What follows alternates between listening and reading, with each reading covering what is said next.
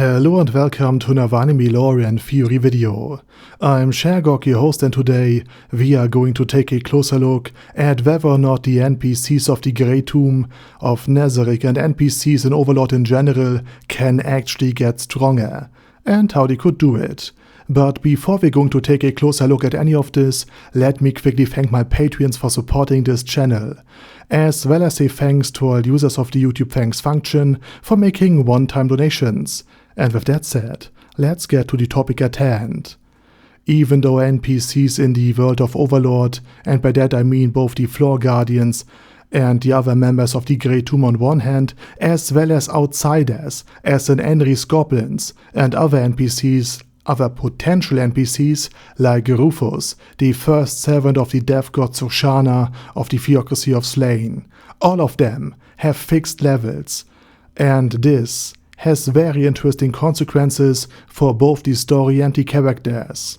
Since the new world is partially influenced by the mechanics of Yggdrasil Online, a video game whose mechanics have somehow become the laws of physics in this new world, certain things are impossible.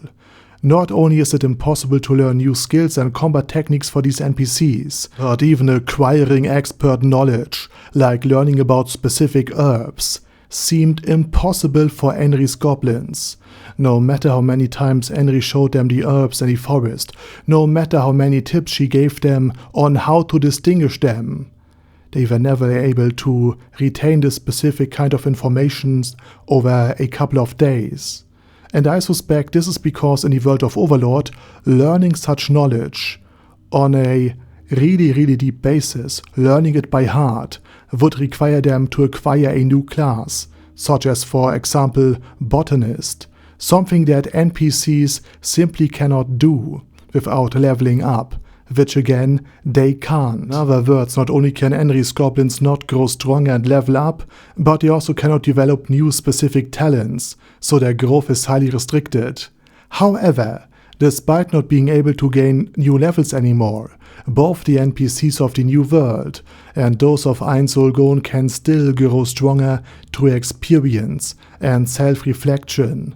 In other words, Shalltear, Cocytus and Demiurge are not mere puppets being controlled by strings, incapable of forming their own perspectives, growing from their experiences, or adapting to their environment.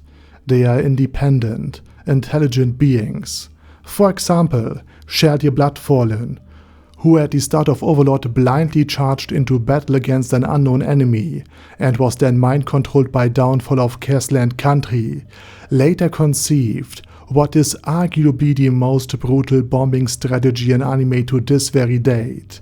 It was her idea to drop soul eaters, soul-devouring horses, over the cities of the Kingdom of Ainz to quickly wipe them out. A link to the video I made about this very idea of Shalltear down in the video description. So Shalltear truly surpassed herself here. Similarly, Cocytus, who initially saw himself as nothing more than the sortum of Nazarick's players, later, 10 volumes later in the story to be precise, was able to devise a strategy for the battlefield and for the final fight against the Kingdom of Ainz's last army, and he led his troops, not as a mere warrior, but as the general of them, into battle. And Demiurge also evolved, perhaps more so than the others even, because he was given the task of avenging the sullying of Ainz very name, to punish the Eight Fingers.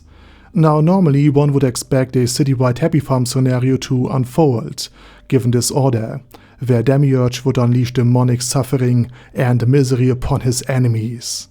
But in a surprising twist, Demiurge showed mercy.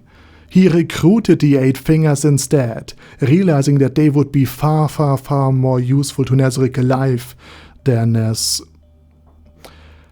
bipedal sheep in the happy farm. And he was right, because it was the wealth and influence of this very criminal syndicate that revitalized trade with the previously freshly founded and very isolated Sorcerer Kingdom, at the initial stages at least, and they also played a crucial role in the kingdom's eventual takeover.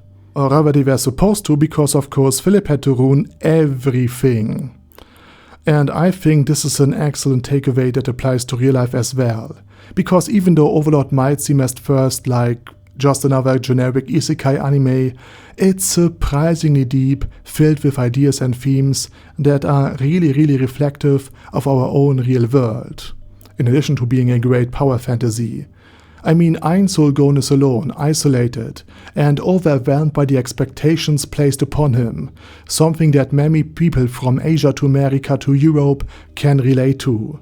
And the fate of Archie and the Swords of Darkness shows that even if you fight for the right cause, the world does not favor you, the world does not bend to your ideals, unless you both have the will and the power to impose them. Noble ideals, without the strength to enforce, or at the very least defend them, are doomed to extinction. And there's also a lot to be said about the human condition. From Solo Leveling to One Punch Man, and every other anime with power-based elements, all of these many characters share one thing in common. Their strength has no hard limits, not even a soft cap. Their body can grow and grow and grow in power. But reality is different. It's easy to run at 50% of an Olympics sprinter's speed. It's easy to lift half the weight of a professional weightlifter. But only a tiny fraction of people, even with immense effort and training, will ever reach 90% of these athletes' capabilities, and surpassing them by another 100% seems impossible because of our own biological hard limitations that our own bodies have. Yet, through our own intelligence, we have found a way to bypass these limits. We cannot defeat a tiger in hand-to-hand combat. But of course, a tank could beat it, with us on the inside controlling the tank. And we cannot fly, but our airplanes can. We cannot live forever, but our art, culture, music, literature, and our actions influence the world and the future, perhaps long after we are gone, even if it is on a very small scale. And even though our bodies are limited and have hard constraints, our minds have hacked our own real world in many ways, allowing humanity to live far beyond what our physical strength and endurance alone would ever permit. Whether or not this is good or bad, I let you be the judge about it. And that's a fantastic message hidden within Overlord. We are more than just the sum of our own physical powers. We are a mind and a soul with limitless potential. And with that, the video comes to an end, and now you can continue mindlessly scrolling through your feed and video recommendations. But before you do, let me quickly say thank you very much for watching. Thanks to all of my Patreons for supporting this channel. Please check out the other channels linked down in the video description.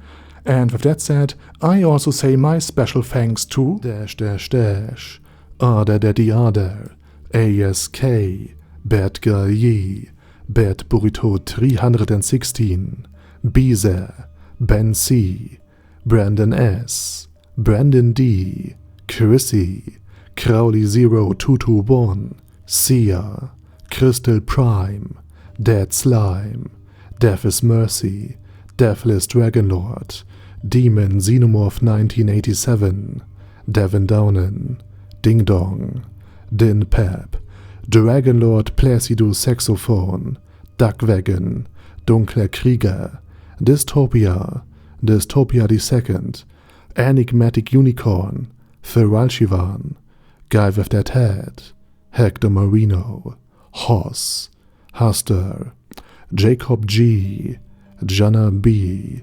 Jason, J. Morris, Chromius, Kyle R, Lee K. Long, Legendarius, Lelouch Britannia with a Mustache, Lexus Fox, Lord Nishikian Rai, Lord Touch Me, Loverazor, Merowek, Mr. Shoes, Mr. Tweaker, Michael R, Michael Y, Nope, Oh Hell No, Normal Toad, O'Kill, Overlord General Gasper, Paddy Pentum, Personage, Ruru, Primus 11, Rhinomere, Q&A Caracos P, Shergox's Daddy, Shadow Lightning Wolf, Shrine Keeper, Sir Axolotl, Super Tier Magic Batista Bomb, Supreme Cheese, Staris, Ted, Texas Deer, The Orc Warboss, Rocket Smasher,